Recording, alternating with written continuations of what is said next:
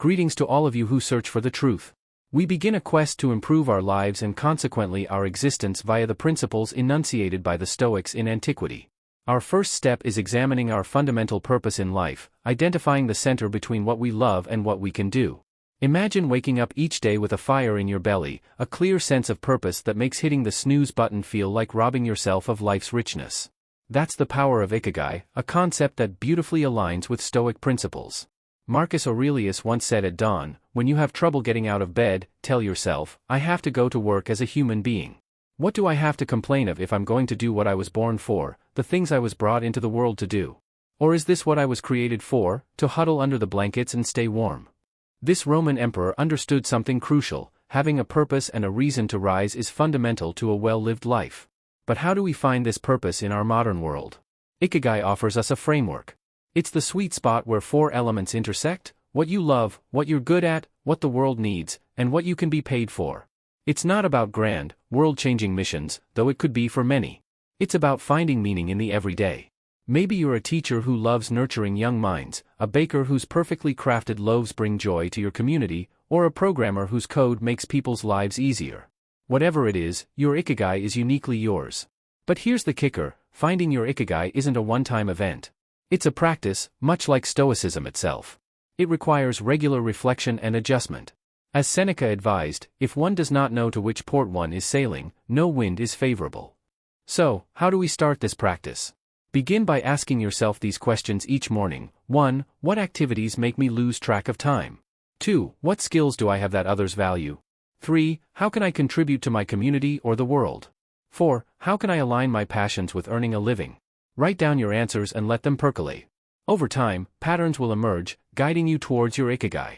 Remember, this isn't about finding the perfect purpose, it's about progress, about moving towards a life of meaning and fulfillment.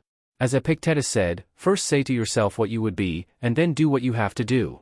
By starting each day with a reflection on your ikigai, you're not just setting yourself up for a productive morning, you're laying the foundation for a life well lived.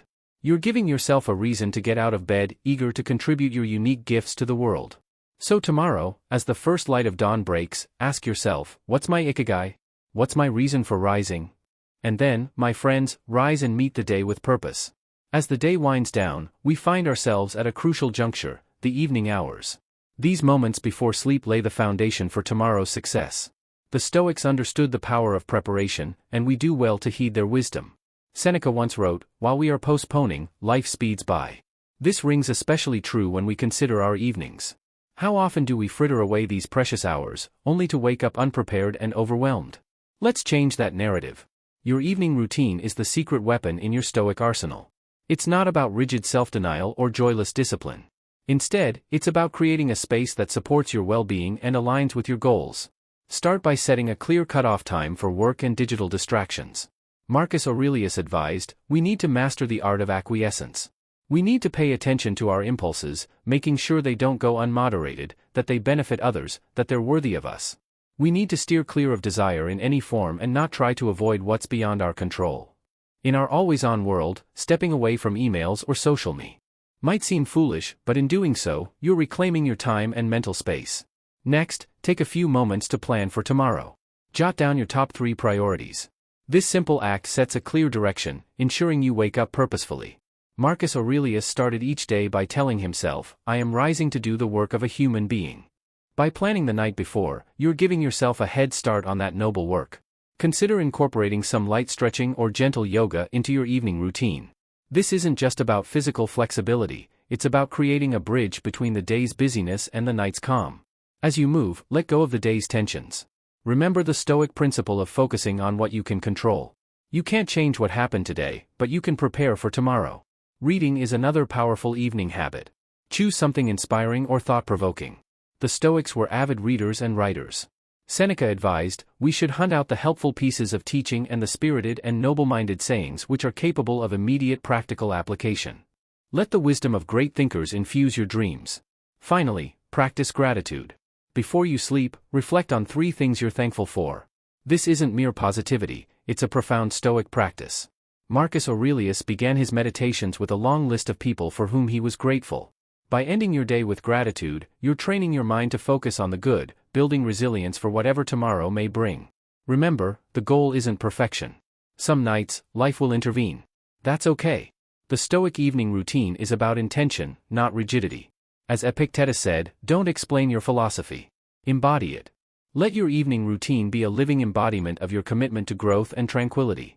So as the world quiets down, take charge of your evening tonight. Prepare your mind, body, and spirit for the dawn to come. In doing so, you're not just setting yourself up for a good morning.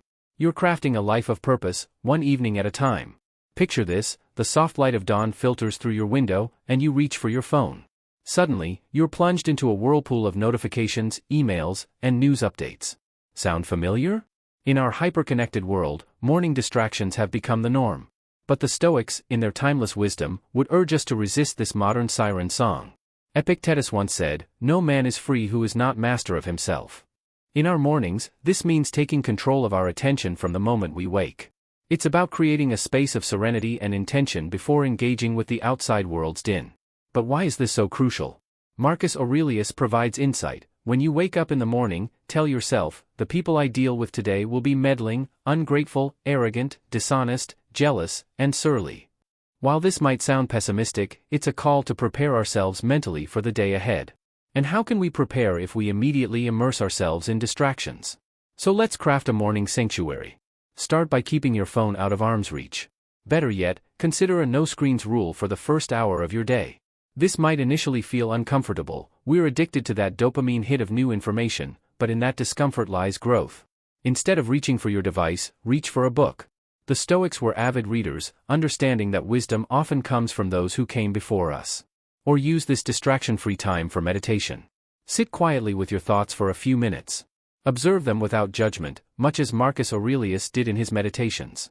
This mindfulness practice aligns perfectly with Stoic principles of self-awareness and emotional regulation. Physical exercise is another powerful way to start your day distraction-free. The Stoics understood the connection between physical and mental well-being. A morning walk, some yoga, or a quick workout can set a positive tone for the day, flooding your body with endorphins and sharpening your mind. Now, I hear some of you thinking, but what about emergencies? What if someone needs to reach me? I'd remind you of Epictetus's words, there is only one way to happiness, and that is to cease worrying about things which are beyond the power of our will. Most emergencies can wait an hour. And for those rare true emergencies, trust that you'll be informed. Remember, the goal here isn't to permanently disconnect from the world. It's to start your day on your terms, to approach the world with intention rather than reaction. As you gradually extend your distraction-free morning time, you may find yourself more centered, productive, and at peace. Seneca wrote, "People are frugal in guarding their personal property, but as soon as it comes